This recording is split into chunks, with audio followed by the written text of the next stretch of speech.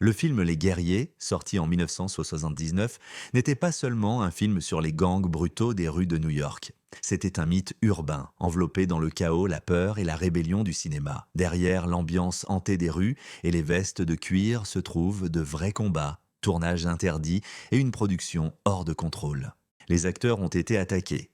Des équipages ont fui les émeutes. Les studios ont paniqué et, d'une manière étrange, AOC Culte Classique est né. Voici 20 faits bizarres délais sur les Warriors, le genre de secret qui ferait même que Luther laisse tomber ses bouteilles. Le fait bonus implique un vrai gang, un message dangereux et une raison cachée. Paramount a tenté d'enterrer le film. Restez avec nous et n'oubliez pas d'amener toute la bande. Des bandes réelles ont été utilisées et elles n'agissaient de pas. Ce n'était pas un plateau maîtrisé. C'était une zone de guerre. Paramount a engagé de vraies bandes de rue new-yorkaises pour apparaître en arrière-plan des scènes afin d'apporter l'authenticité, mais cela s'est retourné contre eux. Certains membres de gangs n'obéissaient pas aux ordres, d'autres apportèrent de vraies armes et plus d'un vit l'occasion de régler des litiges pendant que les caméras tournaient. Plus tard, le réalisateur Walter Hill a admis qu'ils avaient peu de contrôle sur certaines scènes en extérieur, surtout celles montrant la foule. Une nuit de tournage a été interrompue lorsqu'une vraie bande a encerclé l'équipe, provoquant une évacuation frénétique. Ce n'était pas de la chorégraphie, c'était la survie. Ce que le public ne savait pas, c'était que le danger à l'écran se déployait jusqu'au bord du cadre et parfois bien au-delà. 2. Le casting souffrait sans arrêt sur le plateau. Les bleus étaient réels pendant le tournage dans les rues. Les métros et tunnels tagués à New York ont montré que le casting a subi de vraies blessures. Michael Beck, qui jouait Swan, s'est cassé un doigt lors d'une scène de combat. Deborah Van Valkenburg, qui jouait Mercy, a subi des coupures en courant pieds nus sur des rues jonchées de débris. Tom McKittrick, qui jouait Vermin, a eu une dent ébréchée lors d'une cascade qui a mal tourné. Il n'y avait pas toujours de double de cascade qui attendait, des équipements de protection souvent inexistants. Les cascadeurs étaient de plonger dans le chaos, nuit après nuit. Mains ensanglantées, côtes meurtries, genoux cassés, mais ils poursuivaient le tournage. La caméra n'arrêtait pas, même lorsque la douleur était réelle, ce n'était pas du jeu, c'était de l'endurance. 3. La scène d'ouverture a été tournée sans permis. Le rassemblement emblématique au parc Van Cortlandt. Totalement illégal, Paramount n'a pas obtenu les autorisations de tournage adéquates pour cette immense scène nocturne avec des centaines de figurants. Pourquoi ? Parce qu'ils craignaient que le fait de demander les autorisations n'alerte pas les gangs rivaux ou n'attire pas l'intervention policière. Au lieu de cela, ils se faufilèrent et tournèrent en vite, sous le couvert nocturne. Les membres furent instruits à travailler comme une unité de tournage gorille. Les caméras furent montées vite. La sécurité était assez optionnelle, éclairage réduit, cela donnait à la scène une énergie étrange, mais si les forces de l'ordre arrivaient, tout aurait pu être arrêté. La ville n'a jamais donné sa permission officielle, et pourtant les rues ont accueilli ce chaos qui régnait. Ainsi, les Baseball Furies ont été inspirés par Kiss, des visages très peints et des battes à la main, et ce regard qui hante. Les Baseball Furies sont devenus l'un des gangs inoubliables des Warriors, mais leur look n'est pas né de la culture de rue. C'était le véritable cauchemar du glam rock.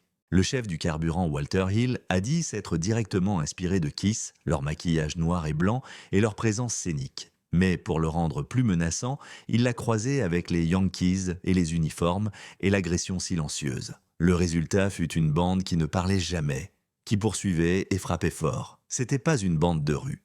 C'était une performance artistique d'horreur abstraite avec une batte Louisville Slugger.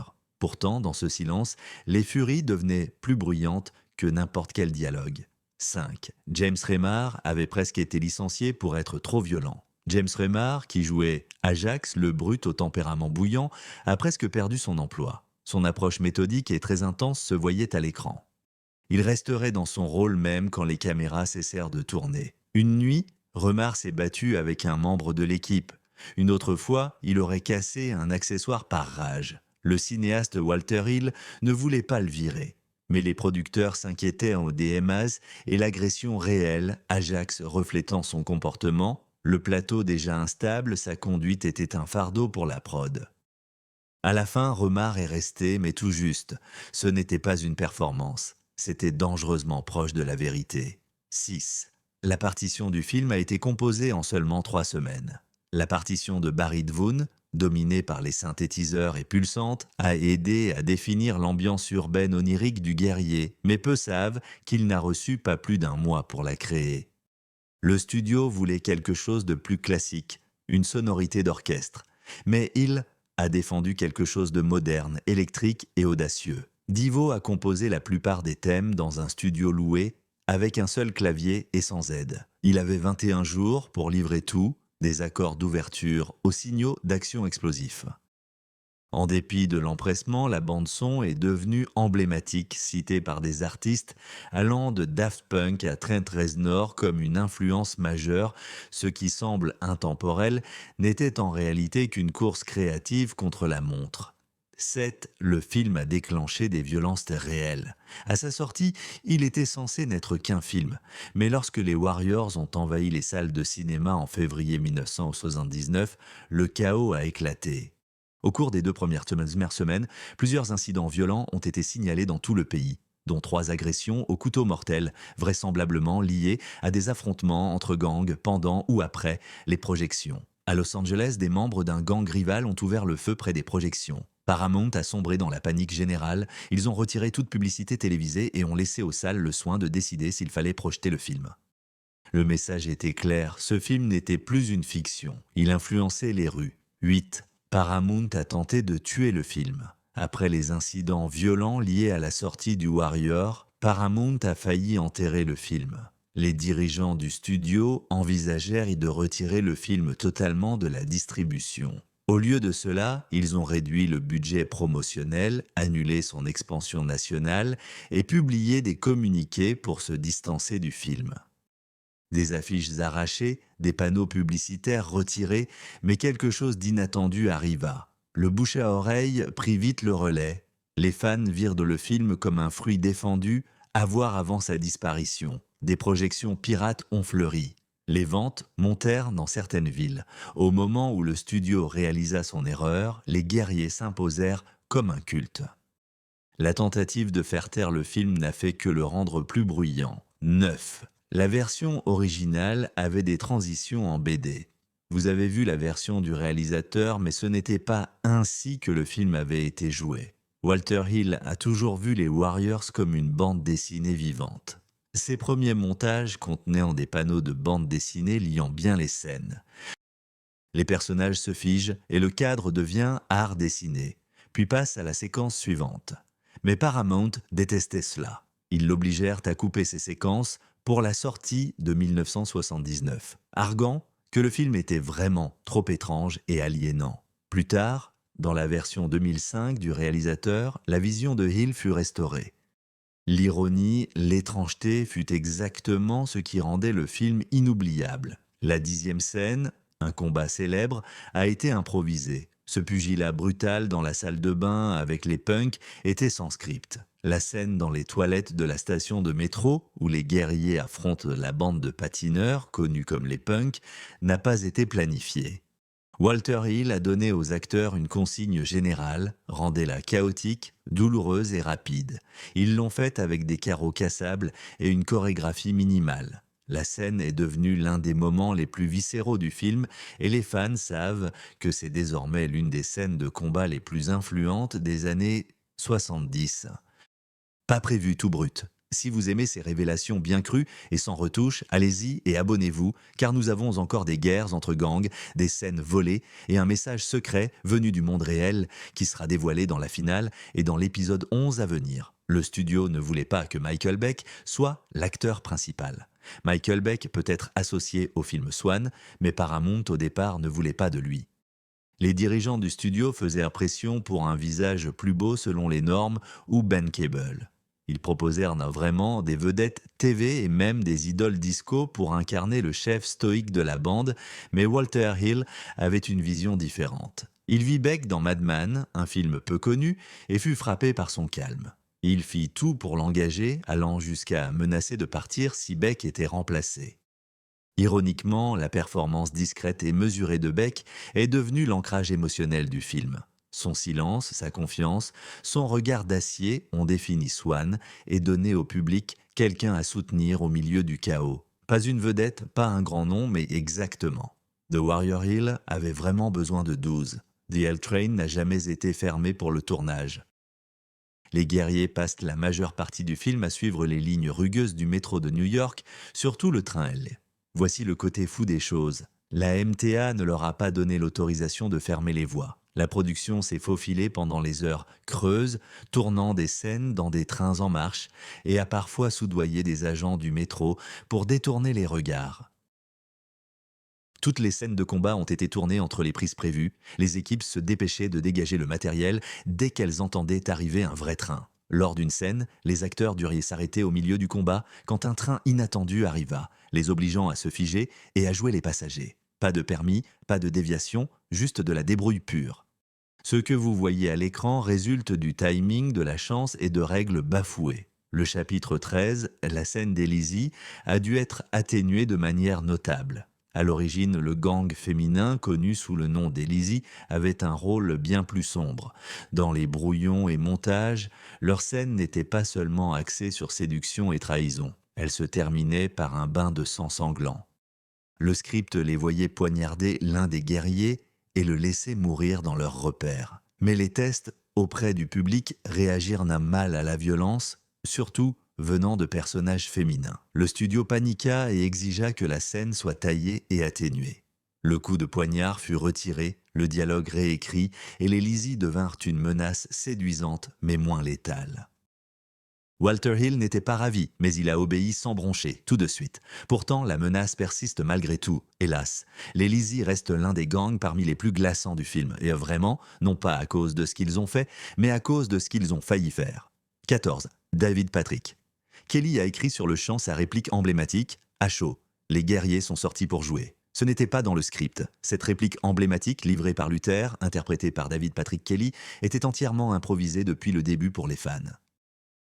Kelly a basé sa réplique sur un voisin terrifiant qu'il avait lorsqu'il était enfant, qui avait l'habitude de se moquer des gens depuis son perron en faisant claquer des bouteilles les unes contre les autres et en murmurant des menaces. Pendant une prise, Kelly a saisi quelques bouteilles de bière, les a glissées sur ses doigts et a prononcé la réplique sur un ton chantant qui a stupéfié tout le monde sur le plateau. Walter Hill l'aimait. L'équipe fixa les bouteilles qui tintaient et naquit une part de l'histoire du cinéma. Non écrite, mais invoquée par mémoire et folie. 15. Une cascade a failli tuer un membre de l'équipe sur le quai du train. L'un des moments les plus dangereux du film n'était même pas filmé. Pendant un tournage nocturne sur un quai de métro, un membre de l'équipe a mal jugé le moment d'arrivée d'un train alors qu'il réajustait un dispositif d'éclairage. La plateforme étroite et bondée était mal éclairée et sombre. Alors que le train rugissait dans la gare, l'ouvrier trébucha. Son pied pendit brièvement au bord. Une prise voisine le ramena tout juste à temps. Aucun rapport officiel d'incident n'a été déposé, personne ne voulait arrêter la production. Mais ceux du plateau s'en souviennent encore de ce moment. 16. Walter Hill avait à l'origine voulu que le film se déroule dans le futur, dans un univers cinématographique entièrement neuf, une traînée de graffitis sordides. New York des Warriors semble être une dystopie sombre et oppressante. Mais c'était presque littéral. Le réalisateur Walter Hill avait à l'origine envisagé l'histoire comme une science-fiction à part entière, inspirée par les bandes dessinées et par la mythologie grecque. Il imaginait un avenir délabré où les gangs étaient la classe au pouvoir et les villes en zone sans loi. Paramount, cependant, voulut quelque chose de réaliste. Le concept d'avenir fut abandonné. On retrouve des traces de la vision dans les costumes des gangs, la violence stylisée et un dialogue plus soutenu. Tout cela donne l'impression d'un monde juste au-delà d'une autre. Ce n'est pas l'avenir, mais ce n'est pas tout à fait le présent non plus. Vous voyez, 17, l'acteur qui interprète Cyrus a failli être coupé du film. Tu captes ? La prestation puissante de Roger Hill en Cyrus est l'un des moments les plus cités et électrisants du film. Paramount voulait tout couper entièrement. Il pensait que le discours était trop théâtral et trop long et qu'il donnait au film l'impression d'une pièce, la voix de Hill. Un ton shakespearien, ses gestes, le cri de ralliement quasi spirituel. Tout cela rendait les cadres mal à l'aise. Ils exigèrent que Hill baisse le ton ou soit remplacé. Walter Hill refusa. Il croyait que Cyrus devait être plus grand que nature, un prophète ganté de cuir, ce genre de leader dont les paroles pourraient réellement arrêter chaque gang de New York. Heureusement, Hill a obtenu ce qu'il voulait et sa façon de le dire, tu piges, est devenue un cri pour tous les marginaux qui se voyaient dans les ombres de la ville. 18. Les guerriers devaient à l'origine être un gang entièrement noir. Dans le roman original de Saul Urich, les guerriers sont un gang noir de Coney Island. Et l'histoire met l'accent sur les tensions raciales et les dynamiques sociopolitiques. Dans les années 60, bien à New York, l'adaptation précoce de Hill conserva cet aspect, mais le studio devint nerveux. Il craignait aussi que le film soit mis dans une case ou déclenche des polémiques dans les tensions raciales qui agitent l'Amérique. Paramount insista pour que la bande soit raciale et mixte, pour qu'un acteur blanc tienne le rôle. Hill était frustré, mais voulut sauver le projet. À contre-cœur, il a accepté. Il a continué à engager des acteurs de diverses ethnies et à préserver l'identité d'étranger du guerrier. Ce qui aurait pu être une déclaration politique forte fut transformé en une parabole urbaine plus ambiguë. Toujours fort mais moins direct, pas effacé, juste adouci. 19. La fin a été refaite pour adoucir le message. À l'origine, les guerriers se terminaient sur une note plus sombre dans le montage original. La bande retourne à Coney Island et découvre leur foyer envahi. Plus rien à lutter, pas de rédemption ni promenade sur la plage, pas de duel final avec Luther. Défaite et un rappel amer, survivre ne vaut pas la paix. Paramount détestait le ton lugubre. Il voulait une clôture, quelque chose qui donne au public un répit. Après le chaos, Beat Showdown fut ajouté, la lumière du matin symbolique, la défaite de Luther, la lente marche triomphale vers les vagues. Walter Hill a admis qu'il préférait l'original, mais il comprenait qu'il fallait offrir au public quelque chose à retenir. Ce n'était pas une fin heureuse, mais c'était au moins une fin vain. Les Warriors ont été accusés d'être responsables d'une flambée vandalisme dans le métro de New York. Après la sortie du film, New York a connu une hausse soudaine de graffiti sur les wagons du métro. Les reporters ont pointé du doigt les Warriors. Des ados ont copié le gang, des logos des Warriors ont été peints sur les wagons du métro et certains formèrent des groupes fictifs. Des responsables du transport ont dénoncé le film pour sa glorification de l'illégalité et l'ont tenu pour responsable d'avoir inspiré le vandalisme dans les quartiers. Réponse : Paramount a dû publier une déclaration niant tout lien et rappelant que The Warriors n'était qu'une fiction et non un soutien. Pourtant, il était tard. Le film avait puisé dans une force très primordiale chez les jeunes en ville. Et qu'il ait fait voler la peinture en aérosol ou non, cela a en tout cas fait parler les murs plus fort. Petit bonus, un vrai gang a proféré une menace de mort à propos du film. Ce n'était pas du battage publicitaire, c'était réel. Après la sortie de The Warriors, un gang notoirement implanté dans le Bronx aurait émis, dit-on, un avertissement anonyme à Paramount et au réalisateur « Vous vous enrichissez de nos vies.